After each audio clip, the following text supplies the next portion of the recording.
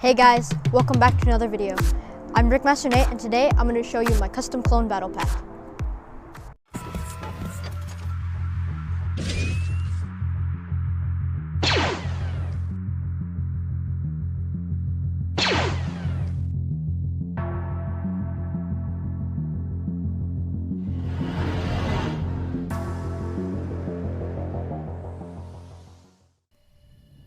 So here I have the bag of all of the parts that I need for the build, and all 4 figures which are complete.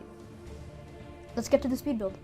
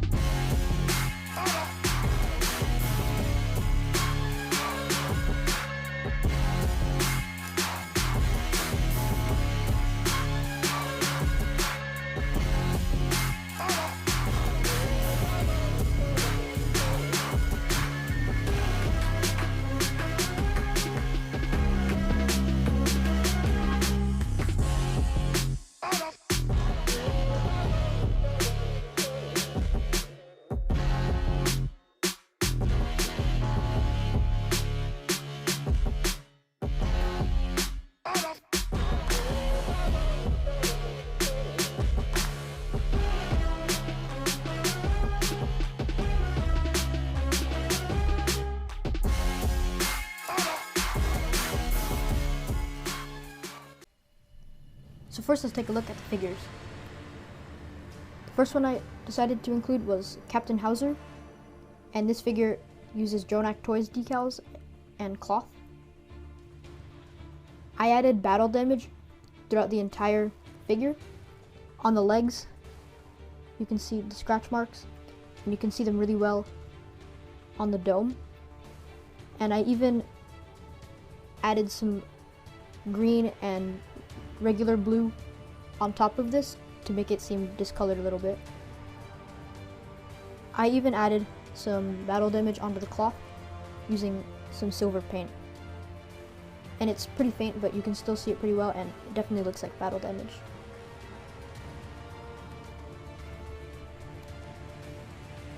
The next figure I decided to make was this Bark Trooper. The design is pretty standard, but the helmet is a lot different than the normal Clone Trooper design. This helmet was a blank, realistic Clone Army Customs helmet, but I added the decals on top, and I spliced it a little bit because I cut off the mouth from the regular design and I lowered it a little bit to match with this helmet. because these decals are meant to be applied to this kind of helmet, you can see the difference right there, so I decided to modify the decals just a bit. The only other difference on the body than the normal clones is this strap, and this is usually supposed to be a cloth, but because the other Bark Trooper that LEGO has made just made it a print, I decided to go with this as well. The other two figures are both just Phase 2 grunts, and this is what you'd expect to see for LEGO to make in the 2020 style. It's basically just a 501st Trooper without any of the markings on it. And just like all the other figures, I gave this standard blaster, and I also included a blast shield because they were using them in the Bad Batch.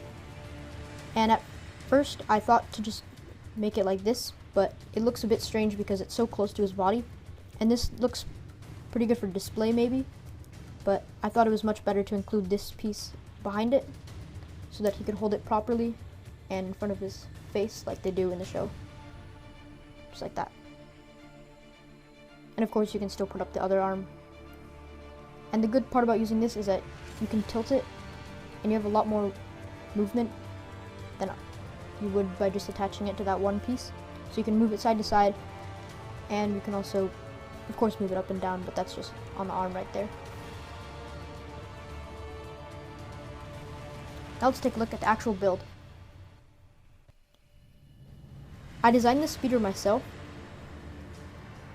and I used a lot of really cool pieces in places you wouldn't expect. These panels on the sides are the same pieces that I used for the blast shields. And the guns in the front are wands from Harry Potter. And I thought they worked out pretty well because they still clip on to the standard clip pieces, but they're really thin and they work really well as the guns in the front. I also used these standard blasters on the back, and I took some inspiration from LEGO's 501st speeder design by adding this piece on the front and these pieces right here.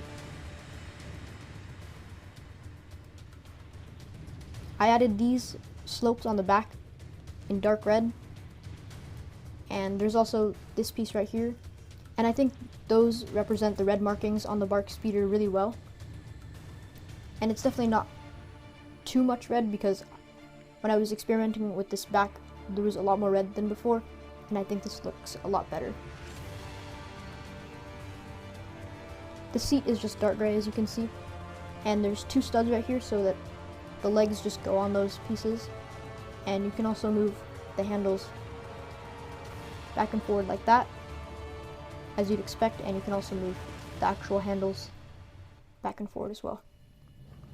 To put the figure inside, all you need to do is move his legs like that, as you'd expect, and just move these pieces into his hands.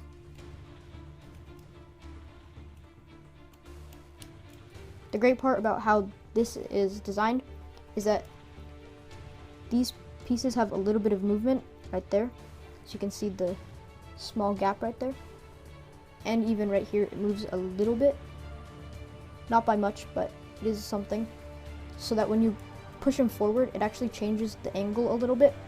So when he sits more forward, it pushes these parts a little bit outwards, so you can just slide them back in. But when you sit him down, it stretches it a little bit, so of course you can just put them back out like that. Overall, this build was really fun to design, and I really enjoyed making each individual figure. And I think the figure lineup is diverse and also matches pretty well together. And you see this lineup in the Bad Batch, and it could also work for Clone Wars because of course they're clones. It was fun to see how I could implement different types of parts, such as this wand, and even this part, which is barely used in any sets. And I really hope LEGO could make a set just like this one day. that's going to be it for today's video. I hope you enjoyed it, and if you did, please like, subscribe, and hit the bell icon. Also, leave a comment down below. Thanks for watching. Bye.